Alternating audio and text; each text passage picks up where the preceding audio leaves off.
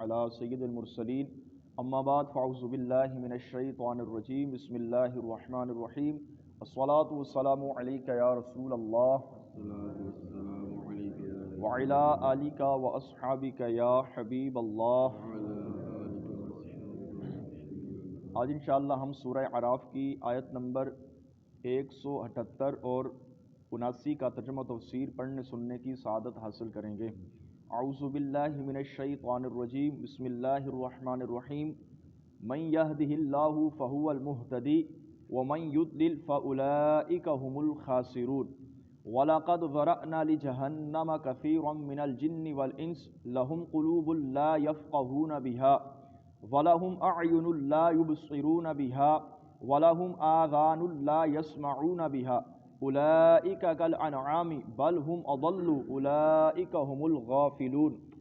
ترجمہ کنز العرفان، جسے اللہ ہدایت دے دے وہی ہدایت یافتہ ہوتا ہے، اور جنہیں اللہ گمراہ کر دے وہی نقصان اٹھانے والے ہیں۔ اور بے شک ہم نے جہنم کے لیے بہت سے جنات اور انسان پیدا کیے ہیں، ان کے ایسے دل ہیں جن کے ذریعے وہ سمجھتے نہیں، ان کی ایسی آنکھیں ہیں جن کے ساتھ وہ دیکھتے نہیں، اور ان کے ایسے کان ہیں جن کے ذریعے وہ سنتے نہیں۔ یہ لوگ جانوروں کی طرح ہیں بلکہ ان سے بھی زیادہ بھٹکے ہوئے ہیں، یہی لوگ غفلت میں پڑے ہوئے ہیں۔ من یہدہ اللہ، جسے اللہ ہدایت دے دے۔ اس آیت کا معنی یہ ہے کہ ہدایت اور گمراہی دونوں کو پیدا کرنا اللہ تبارک و تعالیٰ کی طرف سے ہے۔ گمراہی کو بھی اللہ نے پیدا کیا ہے اور ہدایت کو بھی اللہ تعالیٰ نے ہی پیدا کیا ہے، جبکہ ان میں سے کسی کو اختیار کرنا بندے کی طرف سے ہے۔ اب بندے کی مرضی ہے وہ ہدایت کو اختیار کر لے یا گمراہی کو اختیار کرے۔ اللہ تعالیٰ نے اس کو دونوں راستے بتا دیے ہیں کہ اس راستے پر چلو گے تو ہدایت پا جاؤ گے اور اس راستے پر چلو گے تو گمراہ ہو جاؤ گے۔ تو فرمایا اب بندے کے اختیار میں ہے وہ ہدایت کو اختیار کرے یا گمراہی کو۔ لہٰذا بندہ اگر ہدایت اختیار کرنا چاہے تو اللہ تعالیٰ اس میں ہدایت پیدا فرما دیتا ہے، اور اگر انسان خود ہی گمراہی اختیار کرنا چاہے تو اللہ تعالیٰ اس میں گمراہی پیدا فرما دیتا ہے۔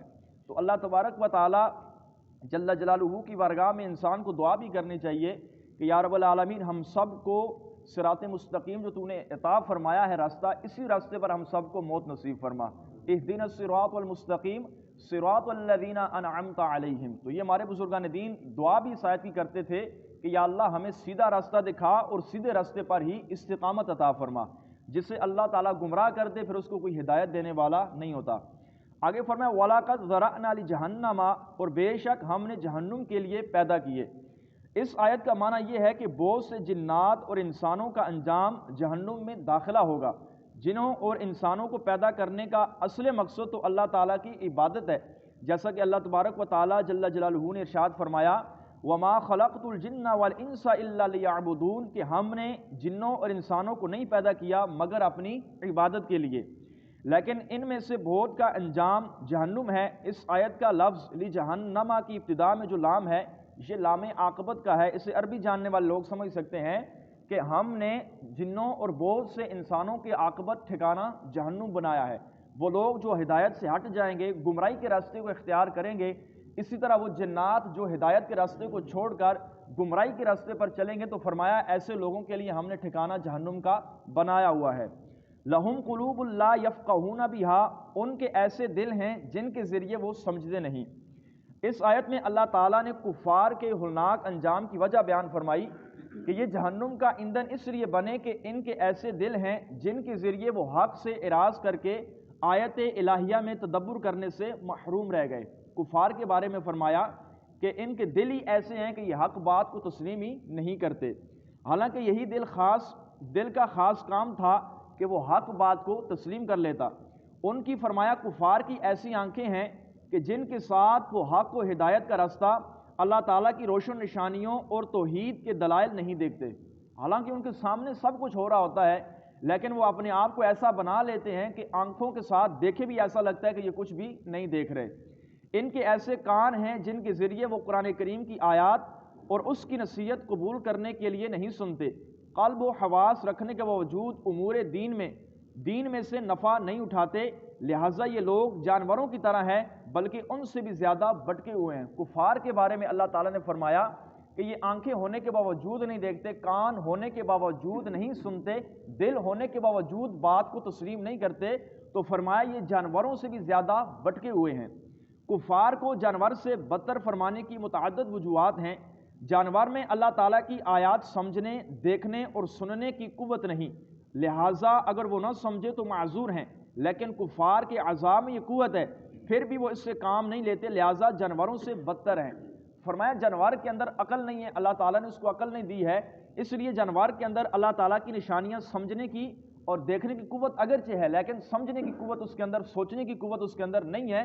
تو کفار کو فرمایا اللہ تعالیٰ نے یہ ساری چیزیں عطا کی ہیں، عقل بھی دی ہے، آنکھیں بھی دی ہیں، کان بھی دیے ہیں، اس کے باوجود فرمایا اگر یہ قبول نہ کریں تو یہ جانوروں سے بھی بدتر ہیں۔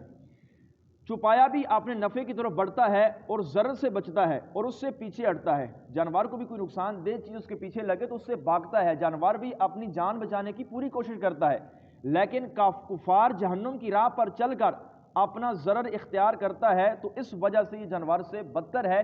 اس کو پتہ بھی ہے کہ اگر میں کفر کروں گا، اللہ تبارک و تعالیٰ کی ذات کے ساتھ کسی کو شریک ٹھہراؤں گا، اگر گمراہی کے راستے پر چلوں گا تو میرا ٹھکانہ جہنم ہے، اس کے باوجود بھی فرمایا کفار اپنے کفر پر ہی پختہ رہتا ہے، اس وجہ سے یہ جانوروں سے بدتر ہیں۔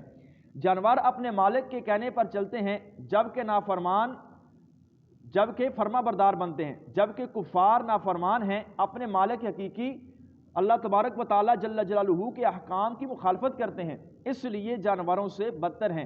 امام عبداللہ احمد نصوی رحمۃ اللہ تعالی علیہ فرماتے ہیں، آدمی روحانی، شہوانی، سماوی، ارضی جب اس کی روح و شہوت پر غالب ہو جاتی ہے تو وہ ملائکہ سے فائق ہو جاتا ہے، اور جب شہوت روح پر غلبہ پاتی ہے تو زمین کے جانوروں سے بھی بدتر ہو جاتا ہے۔ انسان کے اندر اللہ تعالیٰ نے شہوت رکھی ہے، شہوت کے ساتھ ساتھ انسان کو اللہ تعالیٰ نے عقل دی ہے، جبکہ جانوروں کے اندر شہوت ہے، ان کے اندر عقل نہیں ہے، تو انسان کو عقل دی ہے۔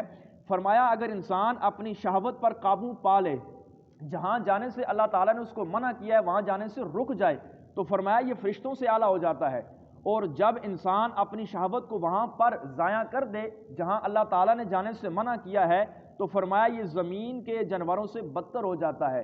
کہ ایسا کام کرنا تو جانوروں کی عادت ہوتی ہے کہ ان کے اندر عقل نہیں ہوتی، انسان عقل ہونے کے باوجود بھی یہ کام کر رہا ہے، تو اس وجہ سے فرمایا یہ جانوروں سے بھی بدتر ہے۔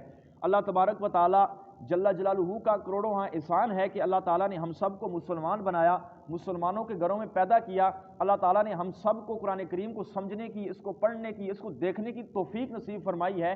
تو کفار بھی ہماری طرح، ان کی آنکھیں ہیں، کان ہیں، دل ہے، لیکن ان کو فرمایا یہ جانوروں سے بدتر ہیں کہ یہ ساری چیزیں ہونے کے باوجود بھی اللہ تعالیٰ کی روشن نشانیوں کو یہ نہیں سمجھ پاتے، ان پر ایمان نہیں لاتے۔ تو الحمدللہ ہم مسلمان ہیں، اللہ تعالیٰ نے ہمیں بغیر کسی دعا کے مسلمانوں کے گھروں میں پیدا کیا، اور ایمان کی دولت اللہ تعالیٰ نے ہم سب کو سرفراز فرمائی۔ اللہ تعالیٰ ہم سب کے ایمان کو سلامت فرمائے، آمین بجاہ النبی الامین صلی اللہ تعالیٰ علیہ وسلم۔